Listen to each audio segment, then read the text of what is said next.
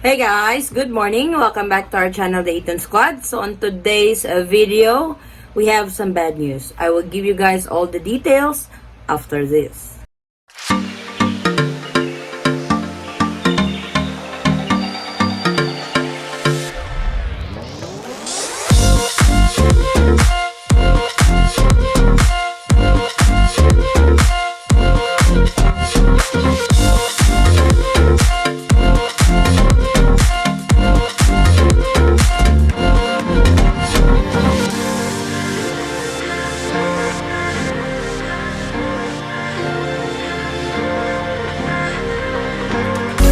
So I hate to be the bearer of the bad news, but unfortunately, our President Rodrigo Duterte, has decided not to put Metro Manila and the rest of the Philippines under modified general community quarantine. This was the news today that the President has vetoed those recommendations from IATF and the mayors of Metro Manila to put the country under Mgcq. I know this is not the news that you guys want to hear, but here is the details of that announcement from the President of the Philippines. Manila, President Rodrigo Duterte on Monday rejected the proposal to place the country under modified general community quarantine or Mgcq until the country's COVID-19 vaccination program has started, his spokesman said.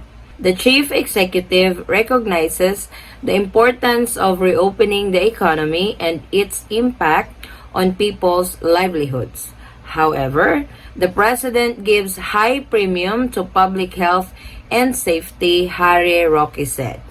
Duterte wants vaccination to start the soonest possible time in order to ease the community quarantine, he added.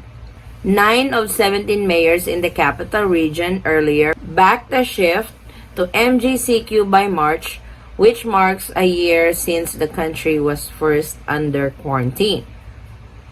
Metro Manila, which accounts for about a third of the country's gross domestic product, has been under GCQ or General Community Quarantine since August of 2020, with stricter lockdowns enforced in earlier months as COVID-19 infections rose. The Philippines has so far recorded 563,456 coronavirus infections, which have stopped the economy from fully opening.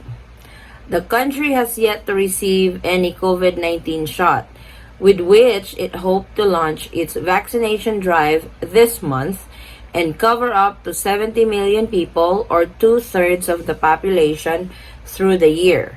Further delays could derail economic recovery after the country's worst contraction on record last year, when it slumps 9.5%, the biggest decline in Southeast Asia.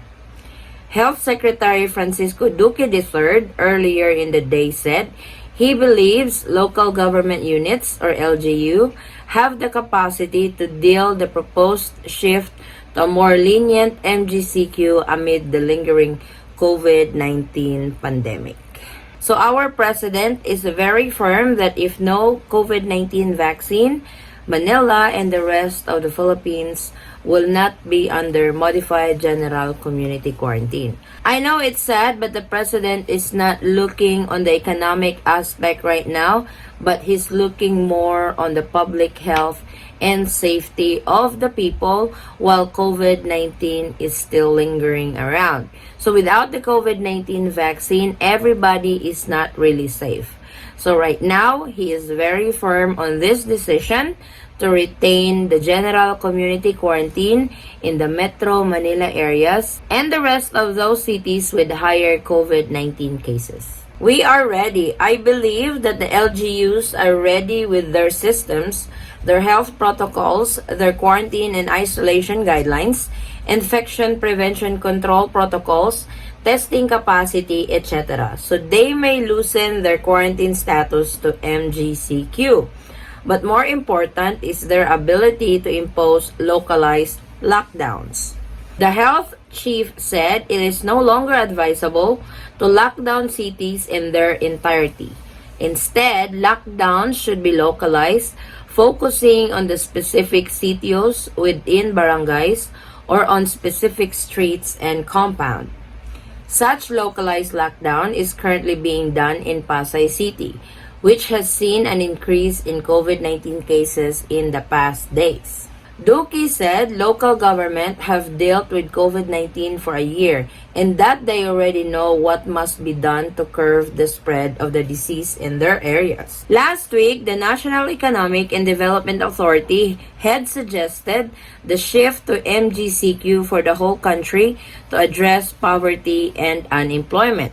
While this was backed by some officials, the proposal was questioned by Vice President Leni Robredo and some Metro Manila mayors who asked that the shift be more gradual.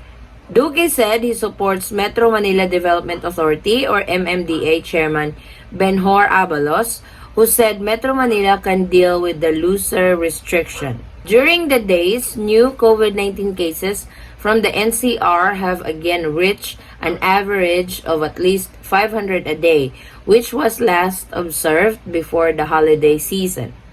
Besides Pasay, other Metro Manila cities seeing a significant increase in COVID-19 cases are Malabon and Las Piñas, according to the Octa Research Group. So with this, Metro Manila will remain under general community quarantine. So probably what will happen, what the protocols is this month, February, will probably still be the same in March next month. But if there is any changes on the guidelines from the Philippine government, I will definitely update you guys on these changes. But so far, the protocols is as is when it started last February 1 of 2021. I know this is bad news and I know this is not something you want to hear, but unfortunately, this is our travel update for today.